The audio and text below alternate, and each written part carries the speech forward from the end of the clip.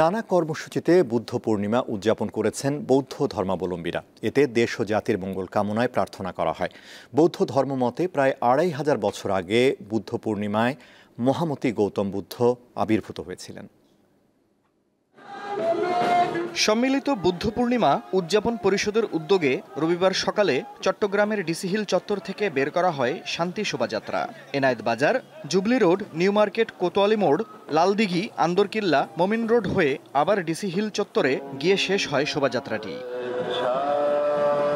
রাঙামাটিতে সকালে জেলার বিভিন্ন বিহারে বৌদ্ধ পতাকা উত্তোলনের মধ্য দিয়ে শুরু হয় আনুষ্ঠানিকতা। পরে বিহারে সঙ্ঘদান, বুদ্ধ পূজা, পঞ্চশীল প্রার্থনা, অষ্টপরিষ্কার দান ও বিশ্বের সকলের জন্য মঙ্গল কামনায় প্রার্থনা করা হয়। বান্দরবানে সকালে বের করা হয় শোভাযাত্রা। এরপর বিহার প্রাঙ্গণের বোধিবৃক্ষতলে পঞ্চশীল গ্রহণের পর সবাই ফুলসহ বোধিবৃক্ষমূলে চন্দন জল সিঞ্চনের মধ্য দিয়ে দিনটি পালন করেন।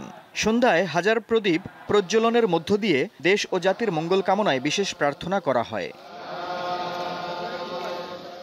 পটুয়াখালীর কুয়াকাটায় শ্রীমঙ্গল বৌদ্ধবিহারে সকাল থেকেই নতুন পোশাকে সজ্জিত হয়ে সমবেত হন উপকূলের শত শত রাখাইন নরনারী। পরে বুদ্ধ পূজা, পঞ্চশীল, অষ্টশীল গ্রহণ, সূত্রপাঠ, সূত্রশ্রবণ ও সমবেত প্রার্থনা হয়। আমরা একে অপর থেকে দুঃখ মুক্তি হয়ে যেন সকলের সুখী শান্তিতে এভাবে বসবাস করতে পারি, এটাই আমরা আমাদের কর্মের উপর আমরা প্রার্থনা করে থাকি। খাগড়াছড়িতে সকাল থেকে জংড বৌদ্ধবিহারে মঙ্গল সূত্রপাঠ, বুদ্ধ পতাকা উত্তোলন, বোধিবৃক্ষমূলে মৈত্রী পানি বর্ষণ সহ নানা আয়োজন করা হয়। বিভিন্ন বিহারে শান্তি ও মঙ্গল কামনা করা হয়।